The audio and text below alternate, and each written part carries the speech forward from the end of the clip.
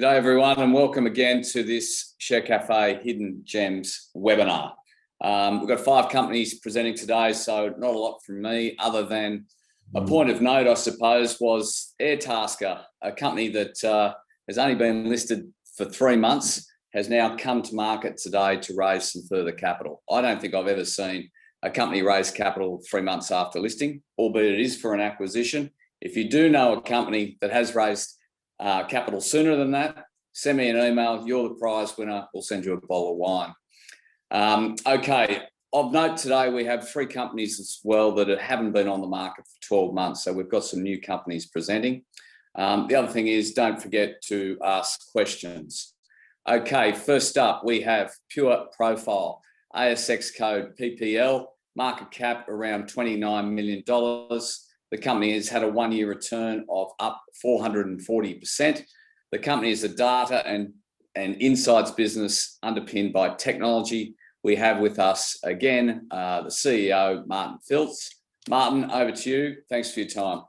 Oh, thank you very much, Tim, and thank you for having us. And hello, everybody. So a strict 10 minutes and then some questions, and I'm trying to unpack a really fantastic business in that time. So we are a 20-year-old company, as this slide says. We provide consumer and business insights to brands. Everything you buy, everything advert you look at, every bit of content you read should have had some sort of consumer insights first. Pure Profile sits behind that. And we also execute campaigns for brands. To give you an idea of scale, we do about 3 million surveys per year to gather insights. We also have about 1 billion data points that brands can access through our SaaS platform, that they can generate their own insights on consumers, competition, etc. And we deliver over 250 million advertising call to actions a year. So that could be seeing a banner or clicking on a link, etc. So we do a great deal of what we do. And I'll try to give you an idea of that. So the next slide.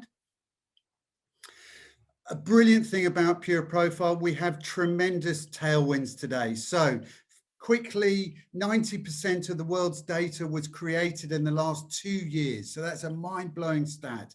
So companies are generating more and more data about their buyers, their consumers, their competitors, from Google, maybe from Facebook, from their own social media.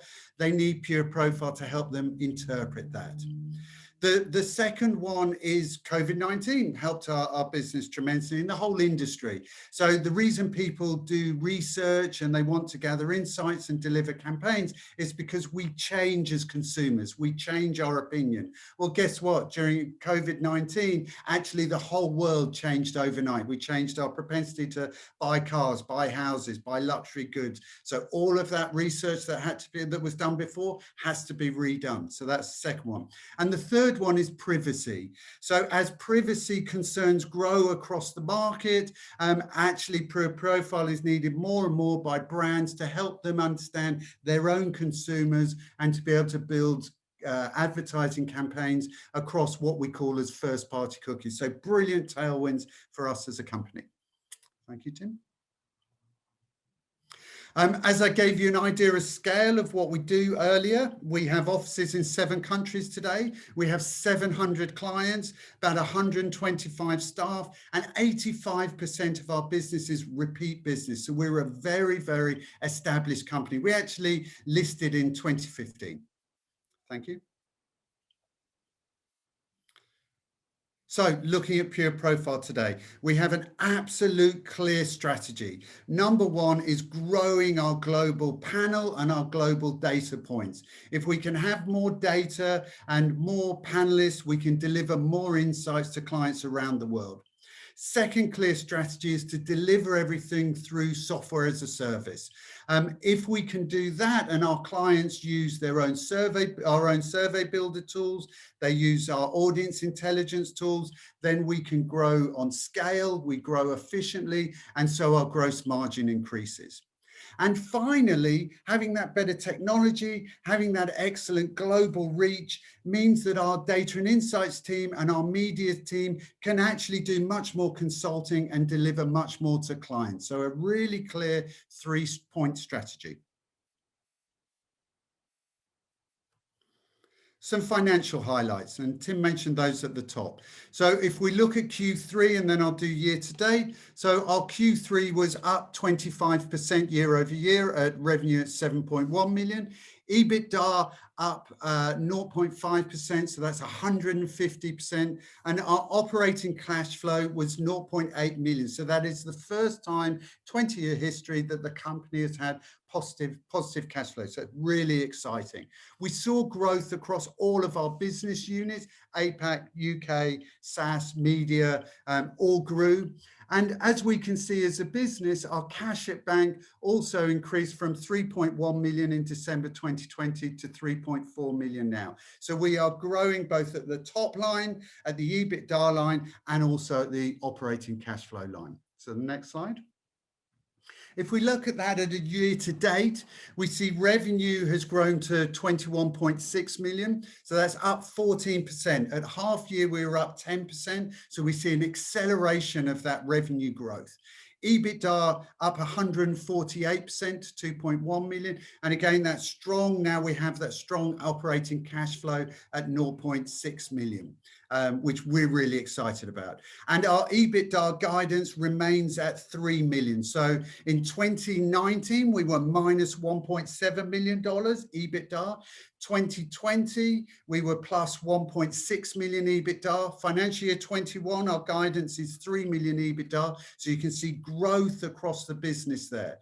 So we are building a really strong company. And I had 7 years at WPP where you were taught there is no glory without bottom line. And I share that very much with my CFO, Melinda Shepherd. We also have really potential for growth from an organic standpoint. So today I have low market share in the UK, in the US, in Asia, where we have tremendous opportunity to grow as a business. We also see that there will be inflection points coming as a business. I'll talk about one of those in a minute with flybys, which is very exciting for us as a business. And then as a company, we've been quite quiet in the investor relations standpoint. We have a tremendous story to tell, fantastic results. And so at the beginning of April, we actually engaged with the IR department. So we are now spending a considerable amount of time telling the market, telling brokers, telling the industry what we are as a company and how we are growing as an organization. We will finish this year at approximately $30 million of revenue. As I said, 3 million of EBITDA, and then with positive operating cash flow in the business. So really exciting time to be part of Pure Profile. So the next slide. We also are being absolutely focused on where we invest our capital in product development. And we have our CTO on board, John Griffin. He's been in the role for about 12 months. And what I love about John, and I've known John for 20 years most probably, but what I love about John is he absolutely finds that balance between buy, build, and partner. So as you can see by this graph, our EBITDA growth is real EBITDA growth. That is because we are running a better, more efficient business that we see our revenue go down to our bottom line. And we are actually, we see our capital expenditure has been lowering since 2018, and it's most probably flattening out, might be slightly lower than $2 million moving forward, but we are developing much more new exciting products actually with less investment than we've done before. Thank you, Tim. Couple of things we're really proud of. The people, as I said, we're running a really brilliant business here. Our employee satisfaction is up 11% in the first 6 months of this financial year. And that actually takes us to 83%. First class companies are seen at 79%. So that is fantastic. We've hired some great world-class talent. I'm relatively old, so I know lots of people in the industry that I've been able to bring, and are really excited about the Pure Profile story. Our panel, we've doubled the size of our UK panel so we can do much more, many more insights. We've launched Refer a Friend, which is growing organically our panel. Products and partnerships, we've got a number of really exciting partnerships, and I'll talk about flybys in a second. And also we are delivering, as per the earlier slide, operations efficiency, where we are really spending every dollar to deliver a return on investment. Thank you. Year to date, we've actually delivered for those 700 clients in 89 countries. So we are truly a global organization. People and culture, phenomenally important to me. If we have the right people on the bus, the right people in the company who are excited about the business as we all are, then we can solve any problem, find any opportunity, and really deliver an excellent company. And as you can see, we have great gender diversity, age diversity, nationality, employee satisfaction was up. And also, beginning of April, we implemented an employee equity plan. So everybody feels like they are a shareholder, and they feel like they're a part of the Pure Profile journey. Thank you. Next slide. We've launched some really exciting SaaS products. Audience intelligence, and the next slide, allows companies to access the billion data points that we have, build their own reports, understand their market, their competitors' market. We only launched this about 3 weeks ago. We have a number of clients who are trialing this. We are entering this for a couple of competitions. We are entering this for a couple of patents. Phenomenally excited about this solution. Thank you. And that sort of talks about, and you can view the what it delivers. And so the next slide. Excuse me, I've called out here the Pure Profile and perks, Pure Profile perks. We launched this in conjunction with Flybys, announced it about a month ago. This launched 3 weeks ago. We're treating this as still in a soft launch phase. And what this delivers is the opportunity for Flybys members to earn rewards by doing surveys, by giving insights. So far, and I'll talk about this still being in a soft launch phase, a new panelist is joining us every 60 seconds. And we are today delivering over 2,000 surveys per day are being completed, which is an annual run rate of about 700,000 surveys. Bear in mind, I today do 3 million surveys. This is a big growth, huge opportunity, and we're really excited about this solution. Thank you. And again, you can see a bit more detail on these slides. Excuse me. And the next slide. Thank you. So what have we got coming up? Really bed down this Flybys partnership and see that go to full launch. I'm really excited about where it can become. We announced only 3 weeks ago, we launched Audience Intelligence. Again, really excited about the trials and where this is going as a business. And then in the Q1 financial year 22, we'll be rolling out new panels around the world to give us mainland Europe and also to give us further coverage in Asia. So some exciting delivery, some exciting development on the back of really stellar results, and a company and a team I'm just so proud of. And that is me. So thank you for listening. Thanks, Martin. Love the passion there. Can you just break it down a little bit more for us? A corporate comes to you, Coca-Cola or whoever. What's the process for them? How do they pay? And then I'm the consumer that's doing a survey. How do I benefit? Yeah, so I'll give you 2 examples. We recently did some government research about vaccinations. So government comes to our data and insights consulting team and says, we're interested in understanding the Australian population. In that case, could have been other countries, but the Australian likelihood of taking vaccines, and what are their drivers, what are their interests. And so we, together with them, will build a survey, a study that goes out to a NatRep audience, nationally representative population in that instance, to ask them, what is the likelihood of having the vaccination? And from that data, the government will then understand what the drivers are across different age groups, across different demographics, maybe different locations. And so they know how they can execute the right plan to convince us all that we should turn up to have a vaccination. Process works exactly the same if I'm Medibank or if I'm Apple. Again, I want to understand my consumers. I've either got a survey or what I want to understand ready. I ask Data and Insights team to do that and to launch that. I also have a software as a service tool. So companies like Adore Beauty can log into their own application. They build their own project, launch that to consumers around the world. We have about 4 million consumers around the world that actually can answer questions that they build up their own data. So that's the client process. Either we work with them or they're going directly through our SaaS products. If I'm a panelist, I'll use Flybys as an example. That totally runs on our SaaS platform. So I'm a Flybys member. I'm invited through their app to do surveys to maybe provide some data. I click on that link. I see surveys activity in Pure Profile Perks. I do those and automatically I earn rewards that for whatever activity I've done, however long I've spent, that go directly to my Flybys account and I get Flybys points. And that works the same whether I am with our partners that include News Corp or include Raise or AA Smart Fuel or our own panels. Does that answer the question? Yeah, that's a great answer. Thank you. A question here, what competition market share do you have and what growth are you predicting over the next 5 years? Yeah, one has to be very cautious about growth that one predicts.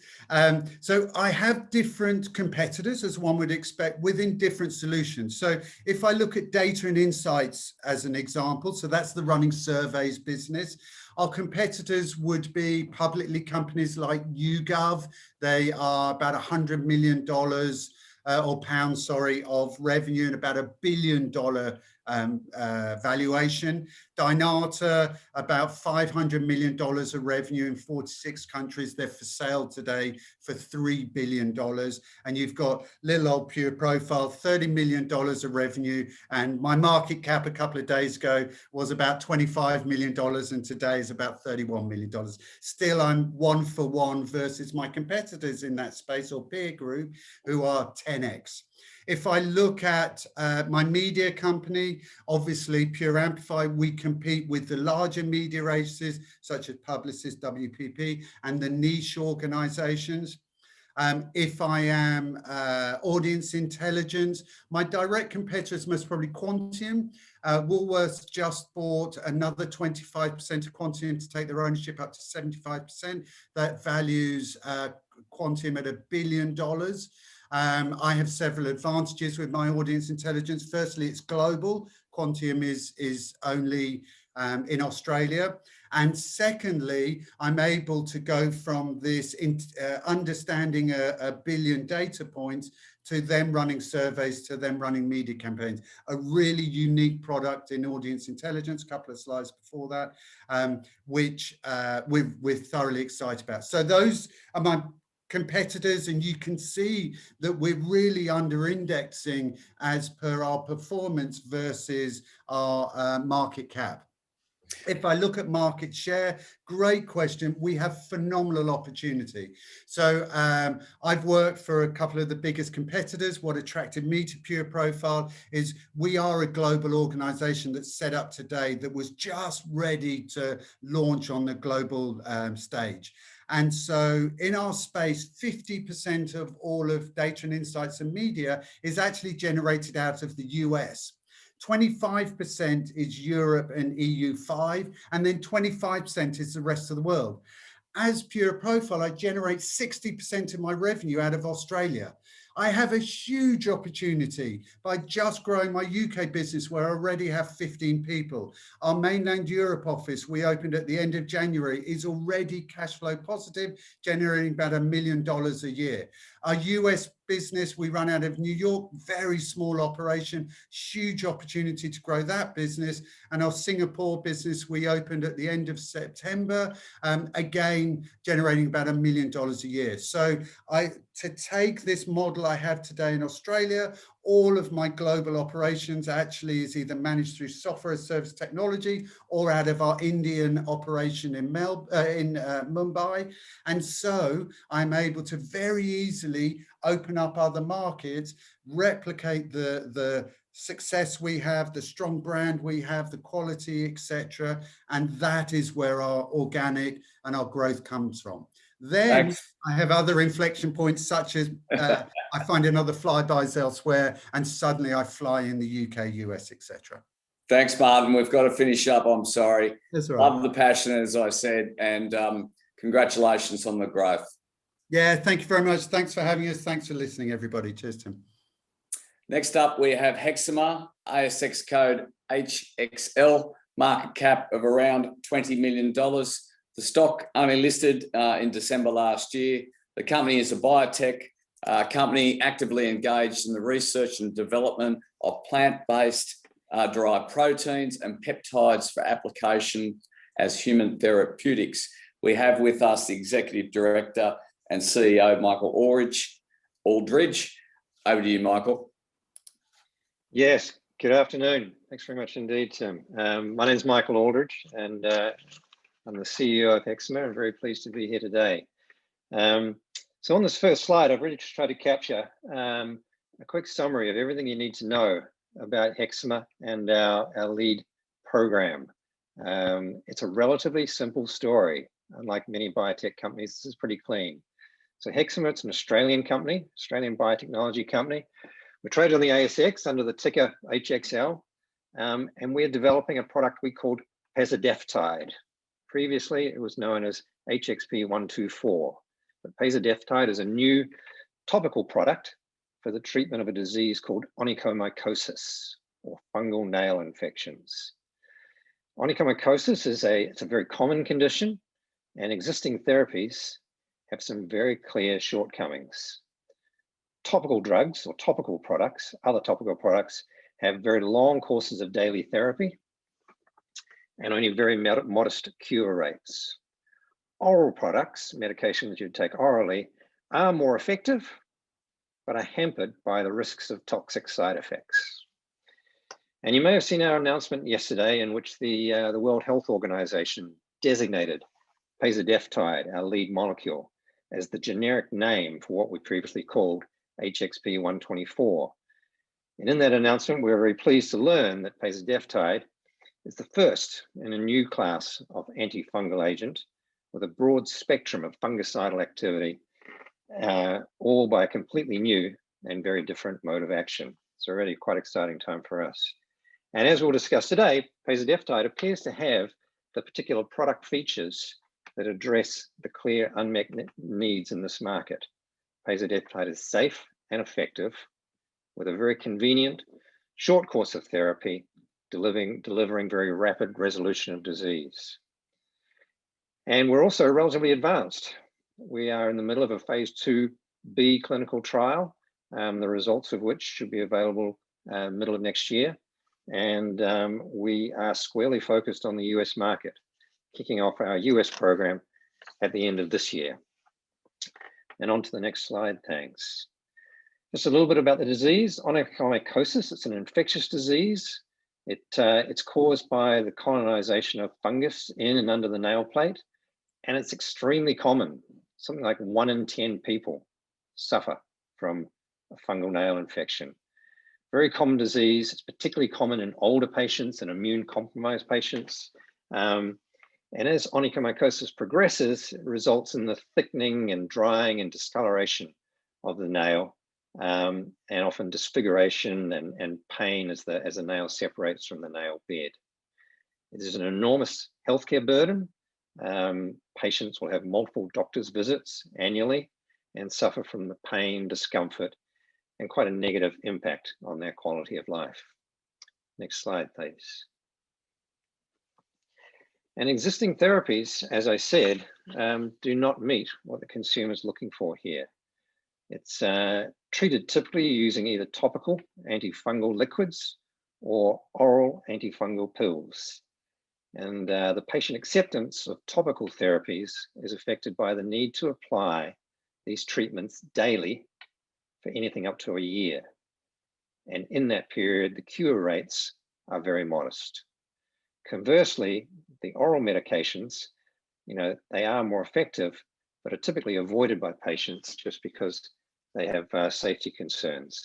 And so the schematic here really outlines the market need that we're after here. Patients avoid oral medications, topical products are thus preferred, but the long courses of therapy and the low cure rates result in frustrated customers looking for a better solution. And in contrast, pasadeftide promises to be very different.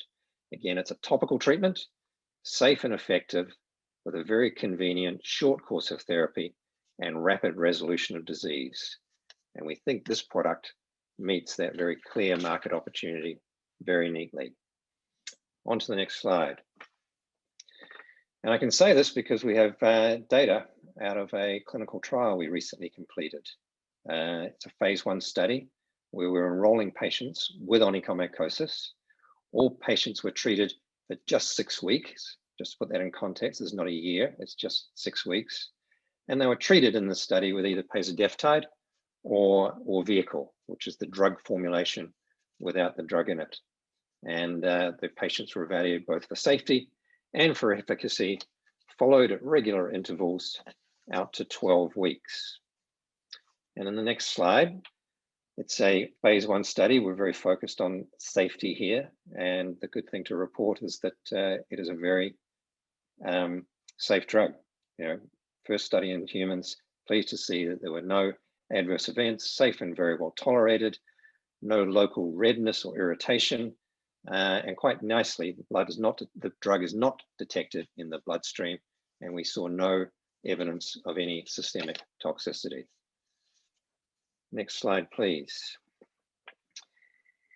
And one of the great benefits of working with pasadeftide is that we're treating a dermatologic infection. And so you can actually see the drug working in real time. And that's one of the reasons why I describe this story as a really easy one to explain. Because I've got a very short time-lapse image here to share with you. And it's an example of the treatment of one of our subjects in this first clinical trial. And we've taken photos both pre-treatment and at weeks 2, 6, and 12. And there's two processes that are going on here, both penetrating the nail and killing the fungal infection. That's the initial step. And then you're starting to see the healthy, uninfected nail grow out clear. And so just so you get that clearly, why don't we play that video again? And you can see the before treatment image and then the demarcation of the infected area growing out. And as at just 12 weeks, you can see that we've almost completely cleared that nail from its prior fungal infection. Thanks very much. Let's advance to the next slide. And let's look at some of the data that we generated in this clinical trial. This, you'll recall there were 2 steps on the previous slide. This is the first step, which is killing the fungus. This graph is showing the rate of mycological cure, the graph on the right there. Green is pasadeftide, purple is the vehicle with no drug in it. And you can see that over 50% of patients on drug successfully killed all their fungal cells. And the difference, this is important, the difference between the active and the placebo or vehicle is dramatic. What is equally impressive is that we report the mycological cure being 2x better than the next best available currently marketed treatment. And that's at the same time point, and this is after only 6 weeks of daily therapy. Let's have a look at the next slide. And you'll recall from the previous slide, there were 2 steps. The second step was to observe the growth of healthy nail growth. And again, the graph on the right-hand side is showing clear nail growth, specifically what proportion of patients have less than 10% of the nail infected. And again, green is pasadeftide, purple is the vehicle, and you can see an almost immediate response to the drug. Within 2 weeks, the drug arm separates from the vehicle arm. And that's powerful for two reasons. First, because our goal is to deliver healthy, clear nails, and that's powerful evidence that this is starting to happen. But more importantly, this is the immediate and rapid response to therapy is quite unique. And patients are encouraged by this powerful, visible message that the medication is actually working. Next slide. And what does this all mean in the real world of delivering a successful medicine, which patients and clinicians are likely to use? We've conducted a lot of market research in this space, and you can see that whether you are a patient who's looking for an easy to apply topical solution, rapid improvement in the appearance of the nail, early affirmation that the drug is working on a very short course of treatment, or if you're a physician who's wanting to know that the product is effective and will cure the infection they're trying to treat, and that it's safe, and quickly know that their patients are responding to therapy, or if you're a payer and you don't want to put a patient, one of your patients, on medication that's going to last for a whole year and know that they probably won't comply with a full course of therapy and won't use the drug. They want to know that they're getting what they're paying for. So we think we've got a product that addresses all of those issues and likely to deliver something in a large and underserved market. Next slide. And just very quickly, this is where we are right now in the middle of a phase 2 clinical trial. We're testing 3 active arms, looking to optimize the dosing strategy for our final testing program next year in the US. We're looking at 12 weeks of dosing versus 30 weeks of dosing, and then 12 weeks of dosing followed by once a week. Those are the 3 active arms. That study's enrolling patients, and we should have results from this in the middle of next year. Next slide. We've got extensive granted patent protection here, multi-layered patents protecting both the drug, its formulation, and also we benefit from market exclusivity on drugs like this. Our growth strategy is very focused in the US. The interesting dynamic is that the Japanese market is very attractive, although it's quite an insular market. And so our strategy there would be to secure a collaborative agreement with a Japanese partner. Next slide lays out our development plan. We've had some very nice achievements over the last few months as we've completed that phase 1 clinical trial. We've initiated this phase 2 clinical trial. We listed on ASX late last year. And then going forward, we're completing our manufacturing scale-up activities as we head towards phase 3 and a commercial launch, filing an IND with the FDA to initiate our US development program, and delivery of our phase 2B results, as I said, in the middle of Q2 2022. And on the final slide, I'd just like to summarize some of the things that we've seen here. That onychomycosis is a very common disease. It's a very large indication, a very poorly served market. Pezadeftide is an entirely new and different approach to treating this disease. We have a product with the features of a safe, effective, convenient, short course of therapy, which rapidly clears the infection. And I think it's likely to be a very successful product commercially. So thank you very much indeed for your time today. That concludes my presentation. And I'll be happy to take some questions now if you'd like to leave that slide up. Thanks, Michael. Can you talk a little bit about the business model? Like, how do you price your treatment, and how big's the market? Well, it's a very large market in terms of the number of people that suffer from this disease. So just in the US, 20 to 30 million people have got onychomycosis. Those that actually seek treatment are around about 3 million patients. It's dominated by the topical therapies, and there's also the oral therapies. And a typical course of therapy with the existing products that are on the market is in the range of $3,000 to $6,000 for a course of therapy. We don't think we need to price anywhere near that. We can make a lot of money with a much more competitively priced product that we think is going to meet exactly what the payers, patients, and clinicians are looking for. And is that a prescribed product, or will that be something you can simply buy from the chemist? Because I know some of these products can be really quite expensive. Yeah, ours will be a prescription product. It's a product, high strength, high efficacy. It's a product that you're going to have prescribed by your clinician when you're ready to get serious about treating your disease. And can you talk a little bit more to the timeline? I know you didn't have a lot of time to spend on that slide. Can you give us a rough idea of timing? Overall timing. So we're in the middle of our phase 2B clinical trial right now. As I said, results from that will report out in the middle of 2022. At that time, we'll have got ourselves up and running with some of the preliminary work that we need to do in the US, with a plan to initiate a phase 3, a global phase 3 program towards the back end of 2022. Run that phase 3 program, seek approval for the product from FDA, and launch sometime thereafter. Great, Michael. That's all we have time for. We'd love to have you back on in the second half of the year, and good luck with your ASX listing. Wonderful. Thanks, Tim. Thank you very much indeed, everyone. Thank you. Next up, we have HIREMII, ASX code HMI, market cap around $10 million. The company actually listed just this month.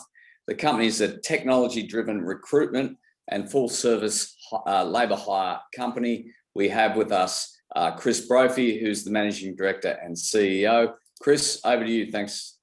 Tim, thank you for having me, and thanks for everybody joining.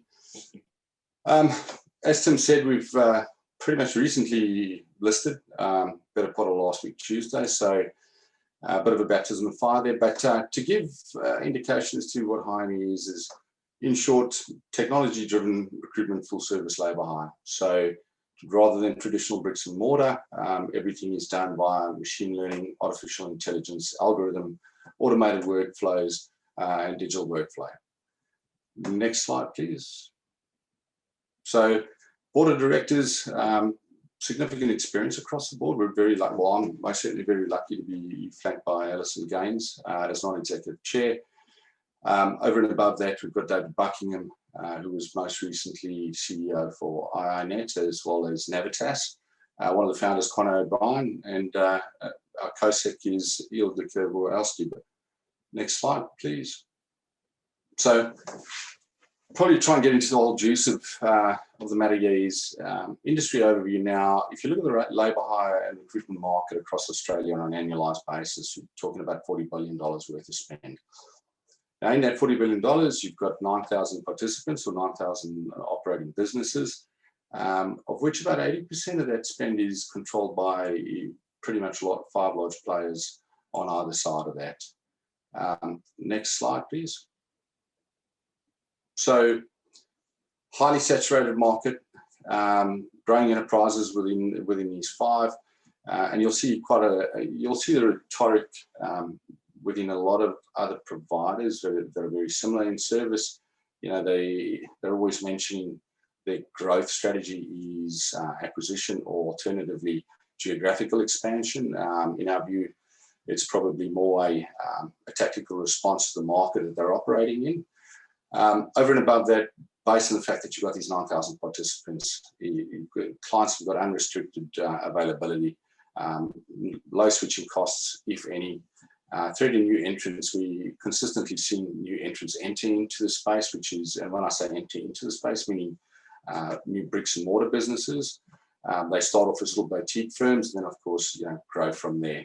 The only real kind of constraint in this space would be low barriers would be the capital requirements, and that is having a factor in wages or pay for wages going forward. From a substitute perspective, everybody's been doing the same thing for the last 20 years within this $40 billion market.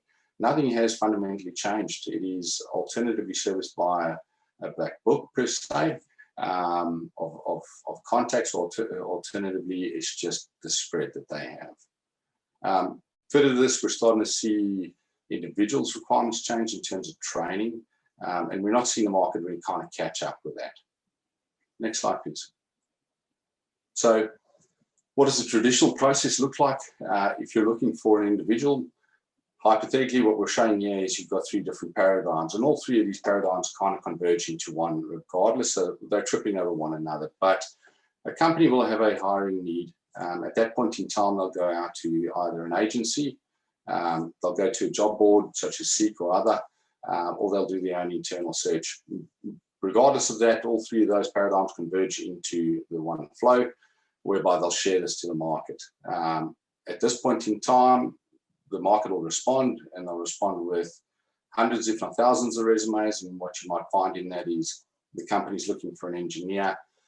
What they get back in terms of profiles or in terms of resumes is 1,000 applications. There's about 100 airline pilots that are looking for a new occupation. There's a significant amount of noise within that batch, and therefore they've got to kind of match that or shortlist that. And our traditional bricks and mortar business, how they'll do that is you've got essentially a boiler room full of people that'll kind of churn through this manually and then present a shortlist to the client. After that, clients then got to go back and verify whether the candidate is who they say they are, whether they have the skills that they say they do have. And of course, the process goes on and on and on. And by the time you've actually engaged an employee to start with your business, either as a full-time equivalent or as a contractor, you're looking at 40 to 68 days. Now, what's important to call out in the 40 to 68 days is you've got 3 different paradigms of cost as the company trying to hire. So you've got agency costs, you've got job board costs, you've got your own internal administration across this. I mean, the waste of time itself is doesn't just drive the cost up, but most certainly delays your own access to revenue. So if we go into the next slide, please. So when we started the business, we started it under the on-contractor banner. We took a very simple strategic approach to this, and the strategy itself was a competitor-based strategy. But rather than view our competitors as the external index that we were up against, we actually viewed ourselves as that. So we took a traditional, fundamentally driven labor hire and recruitment business, set a price ceiling, and the only way we knew we could achieve that was in essence to invest in technology rather than invest in buildings and invest in additional people. Next step, which has been rise from our listing last week, is essentially now taking that simple strategy, continuing down a very simple paradigm once again, and that is focusing on customer and technology. So we've got a price point, and it's a price that we don't really see anybody else competing at this stage, and investing further in technology. So therefore, building out our AI and machine learning, shortening the user journeys and user interface, but most certainly creating a barrier to entry. And we can see that in the rhetoric that the market has presented over the last 16 months or 18 months since COVID, and that is they have to invest in tech. They've got to do things differently, but we've been on this journey for the better part of 3.5 years already. Further to that, we'll invest into the delivery of a SaaS model. Our SaaS model will be considerably different to what a traditional SaaS model is going to be. If I go back to the $40 billion market, in that $40 billion, there's only about $550 million worth of SaaS spend. So our SaaS model will be a hybrid, and the hybrid will then contain labor hire and recruitment, and provide us additional access to that large market. Next slide, please. So what I might do is I'll actually ask for the video to be played, and then I'll kind of jump back in. Finding the right candidates for skilled roles can be a lottery. Take away the guesswork with HIREMII, your digital alternative to traditional recruitment. Our AI matching and screening technology does the heavy lifting, reviewing all candidates automatically so you can focus on the people. And we only match candidates with the right blend of skills, experience and qualifications to your vacancy, whatever your industry, sector or location. Getting started is easy. Simply sign up online at HIREMII.com and post your vacancy for free. HIREMII matches top candidates, confirms qualifications and tickets, creates your shortlist and sets up introductions. All documentation, including offers, is managed safely and securely online, so you can stay clear of the paperwork and processing. With no upfront costs, low fixed fees, and nothing to pay until we place a candidate, you'll be saving thousands of dollars and fast-tracking the search for your next star performer. Interested? Sign up today at HIREMII.com and post your vacancies for free straight away. Thank you. So as a comparison, the product that we run, essentially, if you look at previous process flow, in essence, the client signs up, they fill in a digital scope. The scope is pretty intuitive and responsive, so it takes a user on a very short journey, but also starts to pre-populate on the user's behalf after a period of time based on users' preferences. But also a lot of companies tend to have very similar scopes over and over and over. The scope is then matched to an internal database of candidates or profiles that we have, and it is matched by a machine learning and AI algorithm. We're also enhancing that as we're deploying enhancement on semantic matching as we speak. So rather than have the 1,000-odd applications or the 1,000 applications presented in a shortlist that is paper-based, you've presented it with a shortlist of profiles very, very quickly in comparison to what the market traditionally does. And from there, you're going through into the interview process. So if you go to the next slide for us, please. So what I might do is I'm actually going to skip over this one and I'll go into the last slide, but the client's got an opportunity to make a decision. The decision is whether they take an employee on full-time or whether they go for a labour hire engagement. Now, if you look at the previous paradigm, sorry, just back a slide there. So if you look at a previous paradigm, you're talking 40 to 68 days worth of administrative burden across, call it, 2 organisations as well as the job boards that they use. Now, we don't have that. We've got one location throughout Australia and that is cloud-based. Which is and serviced by 10 employees, 5 of which are market facing. So therefore, the digital technology makes it very simple for the client to use. The process is transparent, so both candidate and client know exactly where they are at any point in time, but also economical. So if I draw a comparison to what the market traditionally charges on an average $100,000 per annum full-time wage, you're looking at anything between 15 to 25%. We charge traditionally $4,500 fixed fee for every candidate placed, and therefore we've seen some reasonable market penetration. From a labour hire rate perspective, our clients aren't paying for any of the overheads that come with a traditional business, being buildings, people that sit within those buildings and other corporate services. So next slide, please. So performance from FY18 to last year, I mean, we're in our infancy for all intents and purposes. We commenced, or we started to commercialise the offering in May 2018 to be exact. And your first year as a technology company, it's just under the $80,000. Not much to write home about, but we knew that we were onto something, and we believed in the product. So did a $375,000 raise, and from there went and engaged the market even further. So FY19 completed that just shy of $900,000 in revenue, but we also started to increase our client footprint. And of course, at that point in time, we raised an additional $900,000, which would enable us to really kind of service larger and tier 1 clients. And we can see that within our register and within our prospectus. We've mentioned that we've got a national master service with PwC as well, UGL. And we'll continue to build those partnerships out with other clients. But FY20 completed that just under the $6.2 million. So substantial growth over a short period of time. Reason being is, and by design, not by default, we didn't focus on the SaaS model at first. We actually focused on the $40 billion piece of the pie, which is the labour hire and recruitment piece. And if you look at the labour hire deployments on the right-hand side, I mean, that started with 2 and has grown to about 110. So the accretive revenue is very quick. Next slide, please. So revenue to enterprise value of listing was, well, market cap listing was about 14. Enterprise value at that point was just shy of $8 million, but our half yearlies are sitting at 3.5. Nothing's fundamentally changed from that. So we're still continuing to see our trajectory in the right direction.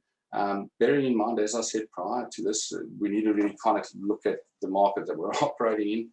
Most of our peers have raised tens of millions of dollars to date. It's taken them between 10 and 20 years to get to half the number that we have.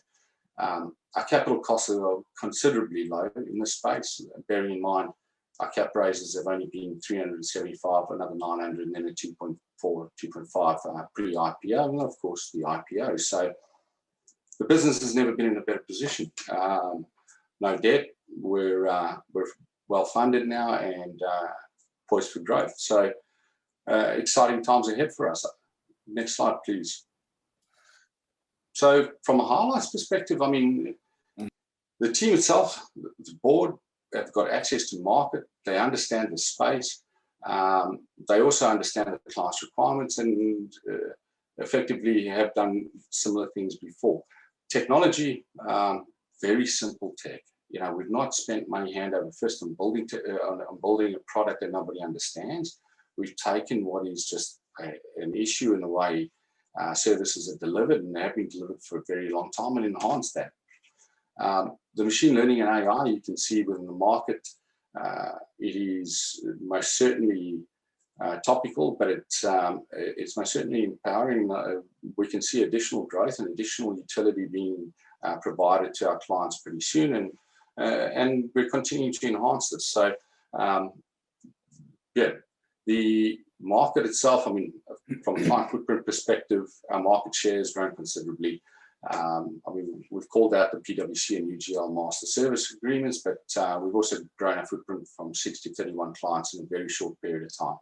Albeit we don't service all those clients, but bearing in mind, up until recently, we've only had 10 employees, 3 of which are dev, a CEO, CFO, and of course, 5 that are market facing. So $620,000 per employee per annum is not a bad space. From a revenue perspective, I've gone through that. The trajectory's been fantastic. Yes, this year we've continued to grow, probably not the same trajectory, but considering we've had COVID and a focus on the IPO has diminished our focus on client. But now that that's complete, we'll get back to business. And scalable. Now, for anybody else to scale in this space, they've got to look for another building. They've got to fill that building. It takes some time. We sit in WA, in Perth, and we don't have not one contractor that actually works out of WA. All of our contractors are sitting on the Eastern Seaboard. Our clients, we service them on the Eastern Seaboard. Technology enabled. We don't need to, for us to go into any other sector or any other space or geographic location, it's a case of just engaging with the client. Chris, that's all we have time for. I'm sorry. I've got one quick question for you. You've got some concentrated clients. How will you diversify your revenues? So I called it out a little bit earlier there. We've grown from 6 to 31. The reason that the concentration looks as high as what it does is because, well, we've been servicing 2 master service agreements and servicing them well. The funding that's been provided by the listing on the ASX has given us the ability to actually start servicing additional clients and growing that revenue base. So most certainly not, we don't see that as a risk whatsoever. We just see that as pure opportunity, something that we've not even started to touch. Okay, Chris, we do have some follow-up questions and I'll shoot those through to you early next week. Good luck with the ASX listing and the rest of the year. Thank you so much. Thank you. Next up, we have DC2, ASX code, believe it or not, DC2. Market cap of $18 million. It listed late last year. The company meets the needs of local customers with world-class cloud services delivered from local data centers. We have with us the non-executive director, Blake Burton. Blake, over to you. Thank you. Thanks, Tim. Let's go on to the next slide. So DC2, we're an integrated provider of data center and cloud services. Pretty much everything we've done to date has been out of our Tier 2 data center in Osborne Park, a northern suburb of Perth. But just 2 weeks ago, we opened our new Tier 3 facility, which is in Bibra Lake, which is a southern suburb of Perth.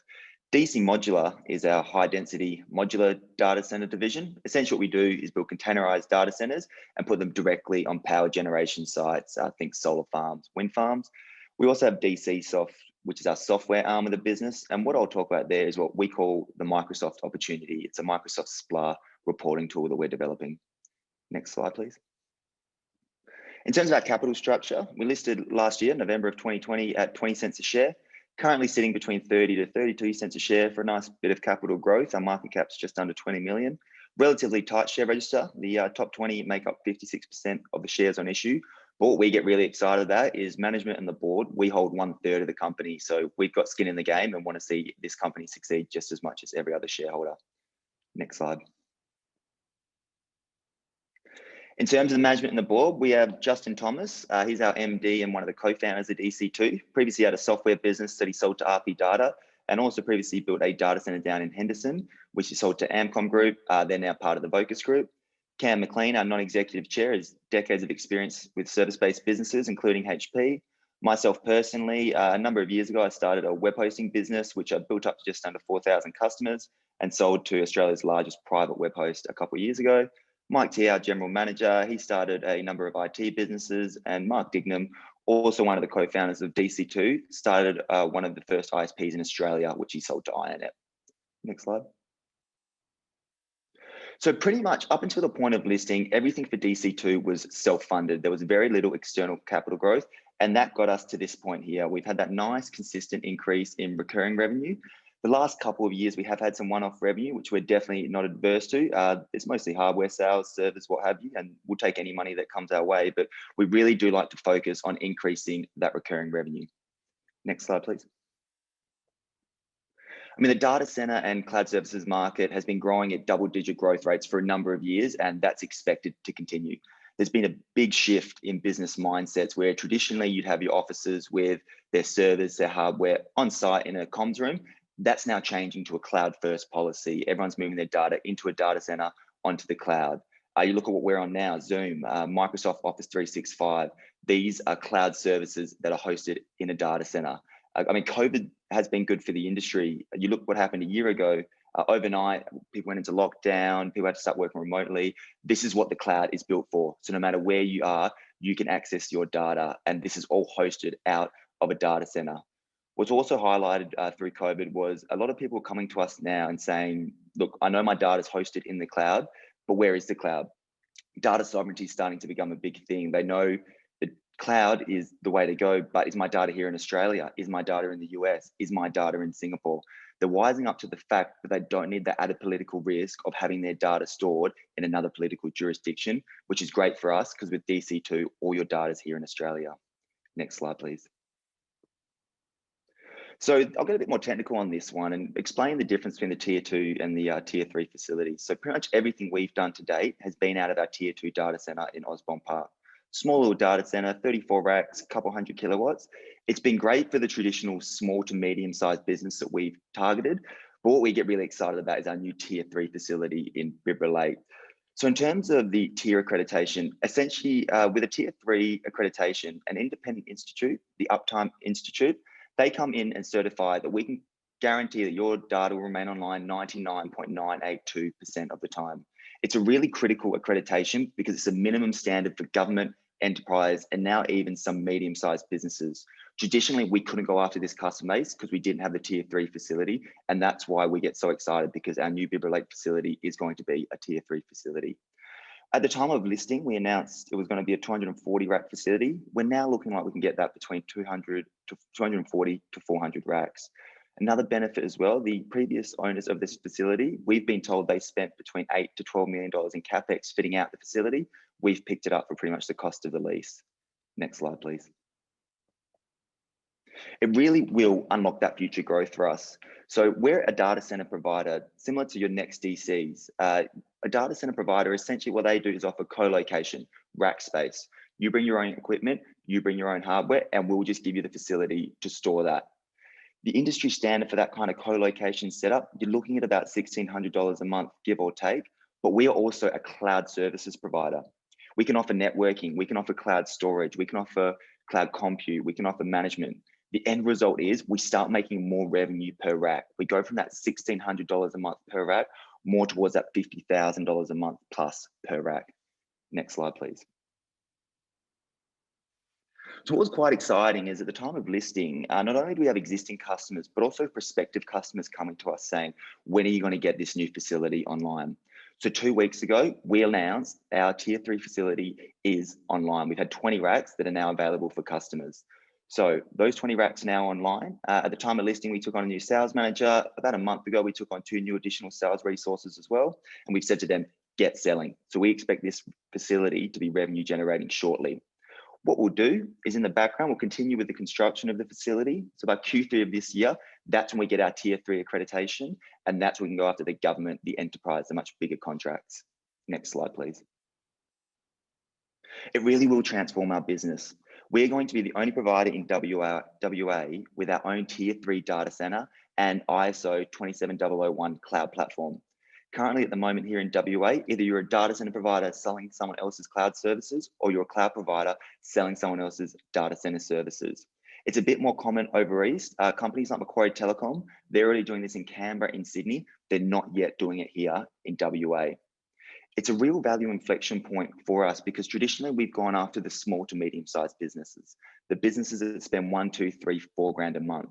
With our new tier 3 facility, we can go after government, we can go after enterprise. These are customers that spend 5, 10, 20, 30, 40 grand a month on cloud services. It's not uncommon for them to have $500,000 a year in cloud spend, and they like to be locked into long-term contracts. They like to have comfortability knowing that they're going to get that same price year on year. And it's great for us because it gives us that recurring revenue. The end result is, once this facility is accredited, we start to see some significant revenue growth. Next slide, please. What I'll talk about next is DC Modular. So this is our high density modular data center division. Essentially what we do is build containerized data centers and place them directly on power generation sites, solar farms, wind farms. By doing this, by placing directly on these sites, we access wholesale pricing. We say behind the meter, it is globally competitive power pricing. As an example, we can sell power to our customers cheaper than what we can buy it for currently at our Bibra Lake facility. It's perfect for any high density computing. So it is becoming a bit of an ESG play. So DC Modular, we're already up in the Midwest on a wind farm. We've got 1 module up there, and from the demand that we've seen, we're building another 3 modules. Collie, that's a solar site. We expect that to be online this year in 2021. Victoria, that's a biogas facility, which we also expect to be online in 2021. What's been really encouraging is that since listing, not only have we seen strong demand from customers, and especially in the crypto mining space, we're also seeing strong demand from power generation sites. These power generation sites are coming to us and saying, we want you to put your modular data centers on our site. So we're seeing strong demand from both areas there. Next slide, please. So I'll talk about DC Soft and what we call the Microsoft opportunity. So with data center providers, cloud providers, Microsoft licensing is a bit different to what you probably know as a traditional business. For us, what we need to do is at the end of each month, an admin person or a tech person, they have to manually go through and calculate what Windows licenses they're using, whether it's a Windows Server license, RDP, Microsoft Office. They'll manually calculate all those licenses and submit that to their Microsoft distributor. It's a really costly exercise in terms of admin time. But then what also happens is that every now and then Microsoft will come along and audit you. And they'll say, look, you're using this many licenses, but you've reported this many licenses, there's a difference. And then what will happen is you'll cop a fine. For bigger businesses, the fine can be into the hundreds of thousands of dollars. It's a really costly exercise. So what we've done is developed a Microsoft supply reporting tool. So at the end of each month, you can click a few buttons and it will give you that license count. It cuts down on all that admin time, and it gives you surety that when you submit your license count to your Microsoft distributor, if you get audited, you're not going to cop a massive fine. So that's in the final stages of development now. Next slide, please. Lastly, I'll leave you with our near-term milestones, what I like to call our news flow. So Bibra Lake, as of 2 weeks ago, that's online, 20 racks online. We expect that to be revenue generating shortly. We'll continue with the construction of the facility. So by Q3 of this year, we can get our tier 3 accreditation, and that's when we can start going after the government, the enterprise, the bigger contracts. Our cloud platform already launched here in Perth. We'll be launching one over east as well. So we'll be a national cloud provider, coast to coast point of presence. DC Modular, we expect that to keep going from strength to strength. Already up in the Midwest, we'll send the additional modules up there. We'll get Collie online this year, and we'll get the Victoria site online this year. And then we'll begin to look at additional sites. Next slide, please. So look, everyone, as Tim said, my name is Blake Burton. I apologise for the disruption there, but yeah, I'd love to open the floor up to any questions now. Thanks, Blake. We've got a question from Stella. Proximity to corporate offices and network connectivity are top of considerations when corporations choose data centers. Your company has fairly niche locations. Is the company targeting a more niche range of customers? Yeah, it's not necessarily our target, but we actually do like the spot of this Bibra Lake data center because we're right near the Henderson Industrial Park. So it's a massive, massive industrial complex here in Perth in WA. You've got companies like Austal, Mineral Resources, big companies. They're all right on our doorstep, which is great. Currently, in terms of network connectivity, we've already got Vocus lit up. We've got Telstra lit up in the DC as well. So yeah, we don't see that being a problem. It's actually where we are south of Perth, the Bibra Lake facility is actually in a really good spot. And just in terms of cost control for DC2, can you lock in energy costs for long periods of time? Yeah, we can. It's definitely here in Bibra Lake. In the Midwest, we've got an agreement where it locks in our price, and we're looking to do the same thing in Collie as well. So we get that stable, I think it's about 8.5 to 9 cents per kilowatt hour cost consistently. And then what we do is just mark up that price to our customers. What I'd personally would like to see and what we've had discussions around is as we start to increase our energy usage with these customers, we'll start to negotiate that price down. But yeah, at the moment, it's all locked in around the 8.5 to 9 cents a kilowatt hour. And for investors who probably don't fully understand the technology side of things and the data, it's almost a yield play, isn't it, DC2? I mean, we've seen, was it NextDC, who were very successful in this space? You're basically selling kind of storage limits. So what is the plan to kind of expand around Australia? Yeah, so we're probably NextDC data center play. We're probably a bit more like Macquarie Telecom. So with a data center, you have really high fixed costs, and exactly it does become a bit of a yield play because as you get additional customers on board, it really does start to free up that free cash flow. So for us, as a data center provider, like I was talking before, we have the co-location, which brings in roughly that $1,600 a month per rack. And we start getting more towards the $50,000 a month per rack. You do start to see some really, really nice gross profits and nice yields. So we'll have this integrated model here in WA. What we'll do over East, we'll launch a cloud platform first. We wouldn't probably build our own data center there just yet because it is quite competitive in that space. But we'll look at doing the integrated model here, cloud platform over East, and the DC modular will do it all these regional sites, these power generation sites. And there's a question here, has the WA government shown any interest in using your new Tier 3 facility?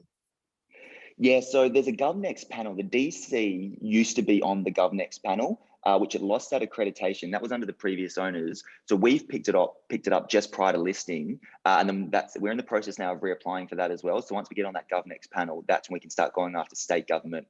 Already chatting to councils, the kind of local governments. But yeah, we have to get back on that panel to be able to get them on board. But it was previously accredited.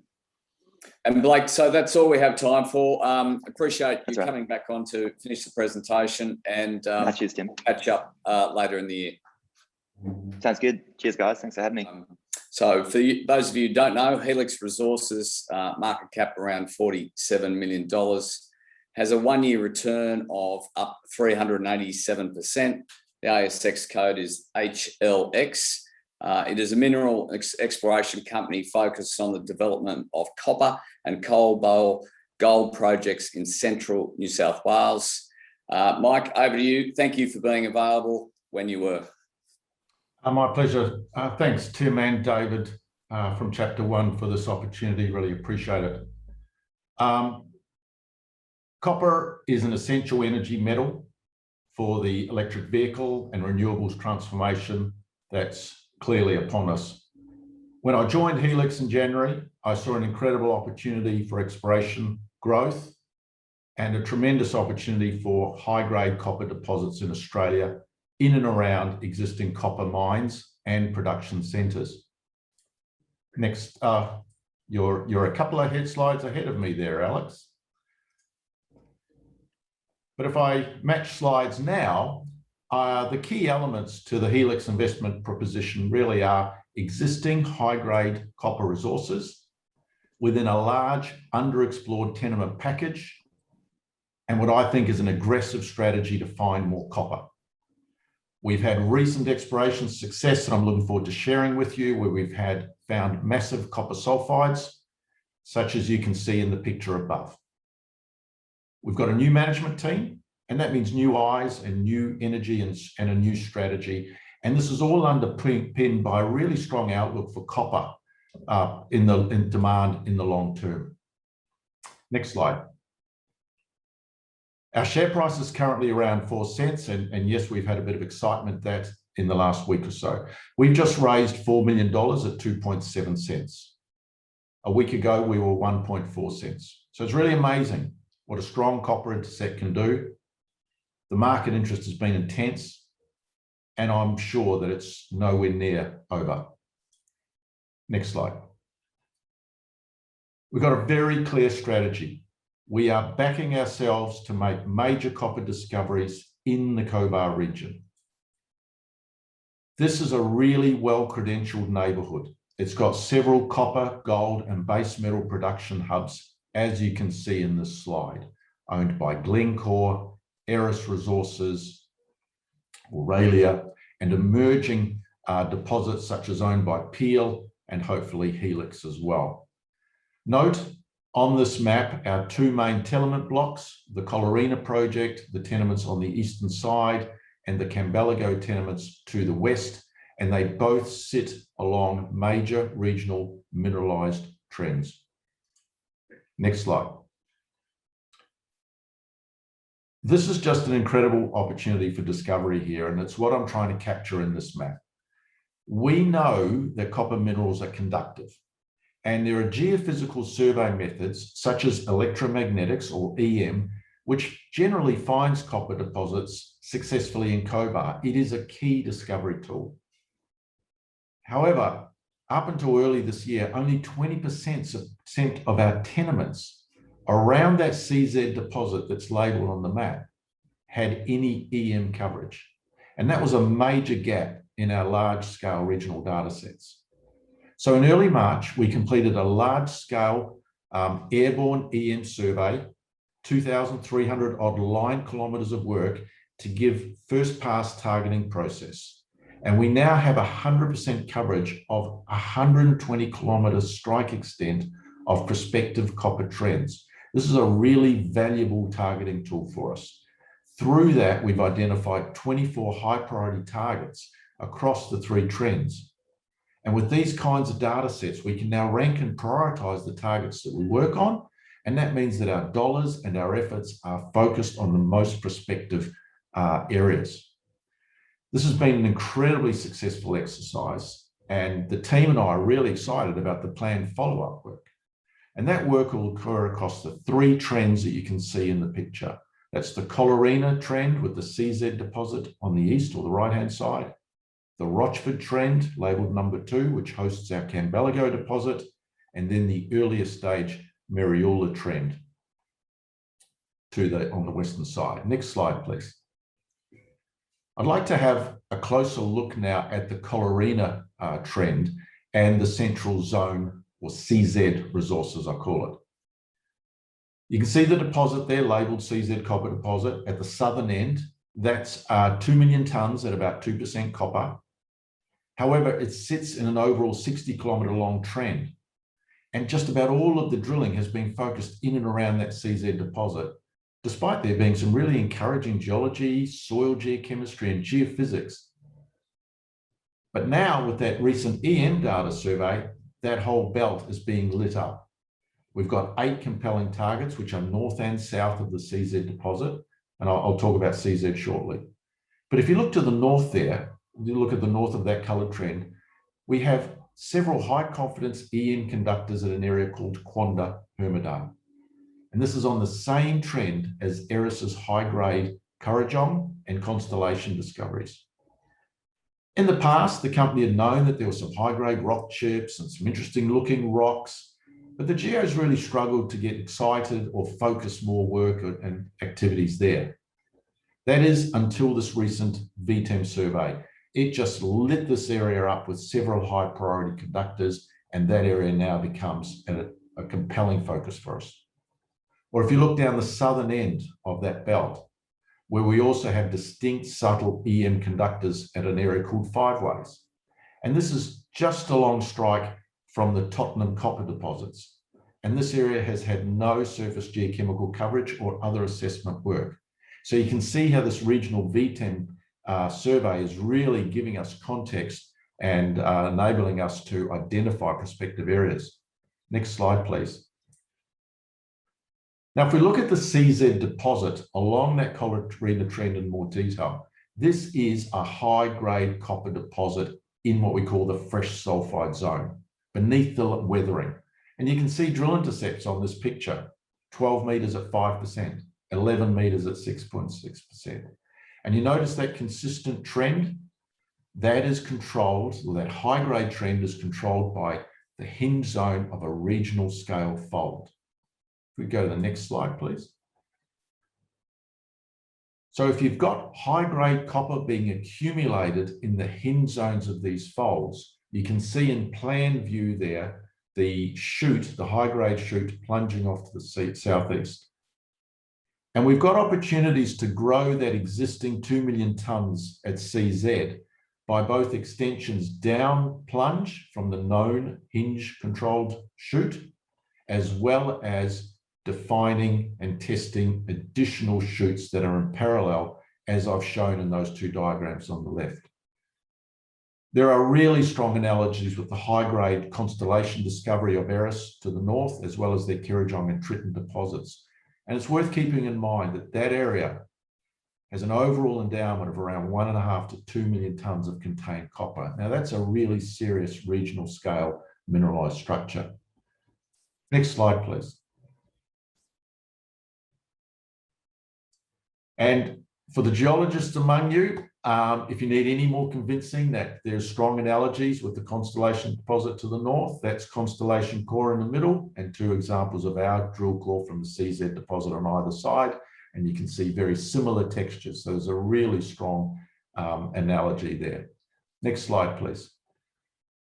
I'd now like to move to the west, to the Rochford trend.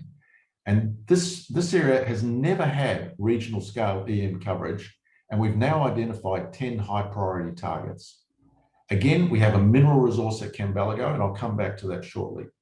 But if you look to the north of the Cambalago deposit, which I've labeled there, we have discrete, high confidence EM anomalies from that recent survey near the historical Boppy Broken Hill copper workings. It's another case of interesting rocks, but just not enough compelling evidence to get the geos to focus in on there until the VTEM data. And then a similar situation to the south, where the EM is reinforcing the potential of these prospects that we call Caballero and Biju, where we have done follow-up work in terms of anomalous copper in soils. We found good geology, and we've even done a little bit of scout drilling. So all of these anomalies are being lit up by these discrete conductive bodies, which indicate sulfide copper mineralization, and that's what we want to find. Next slide, please. Now we're looking at the Cambalago deposit in more detail, and this has created a lot of excitement in the share market recently. You can see in that long section view, there's an outline of an inferred 2004 JORC resource of about 1.5 million tonnes at 1.2% copper. And this is centered around a historic working, and it extends for about 400 meters along strike. This project had no work since 2013, and there were untested downhole electromagnetic targets from that time.